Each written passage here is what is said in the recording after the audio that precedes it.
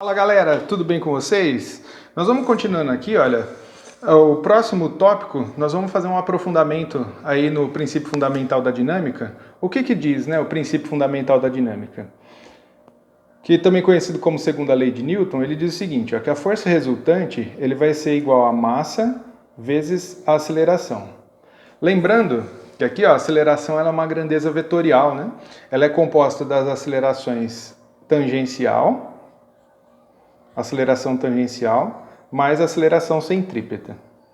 O que acontece nesse caso, pessoal? A ideia aqui é você entender que são dois vetores, então vamos imaginar que eu tenha um vetor na direção horizontal, porque a aceleração tangencial e a centrípeta eles são perpendiculares entre eles, né? E aí eu tenho aqui a aceleração centrípeta. O que vai acontecer nessa situação? Aqui seria a aceleração centrípeta, aqui seria a aceleração tangencial. Se eu tenho um objeto que está sob essas duas acelerações, o que ia acontecer no caso? Ele ia fazer uma curva devido à aceleração centrípeta, então ele teria um movimento curvilíneo, e como ele tem uma aceleração centrípeta, se o movimento fosse para cá, a velocidade dele estaria aumentando. Mas o nosso interesse aqui é saber que o vetor na aceleração, ele seria a soma desses dois vetores, na verdade, né? Então, quando eu somo vetorialmente a aceleração tangencial com a aceleração centrípeta, o que eu obtenho aqui, eu vou desenhar já para você poder observar, vai ser então o vetor aceleração. Repare, aqui ó, nessa diagonal, porque isso aqui é a soma de vetores, né? Usando a regra do paralelogramo, então nós teríamos aqui o vetor aceleração. O que interessa para você saber?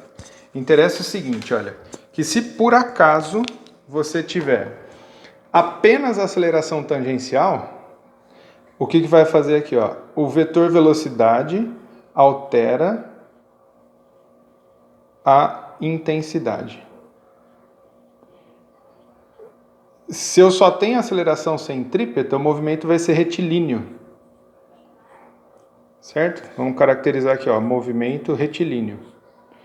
E se eu tenho aceleração centrípeta, o vetor velocidade, ele altera a direção. Altera a direção. Isso daqui vai acontecer quando você tiver... Altera a direção, né? Isso daqui é quando você tiver movimento circular. Ok? Essas coisas aí, elas precisam ficar bem definidas. E o que você não pode esquecer?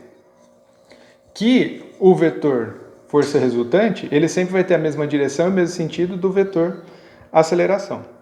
E a aceleração, por consequência, é a soma das acelerações tangencial e centrípeta.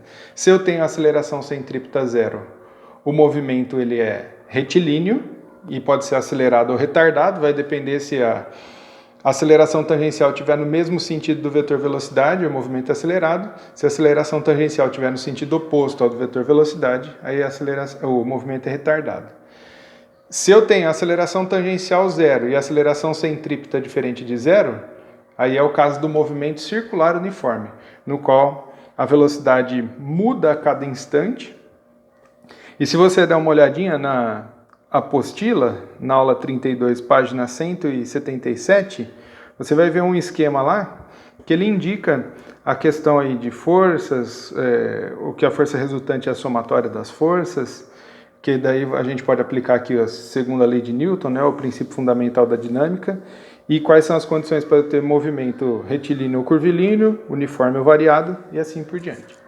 Mas o que a gente precisava saber está exposto aqui, nessa apresentação, aí acompanhe para você poder entender como é que a gente resolve problemas usando esses conhecimentos, ok? Um abraço, até a aula de resolução de exercícios.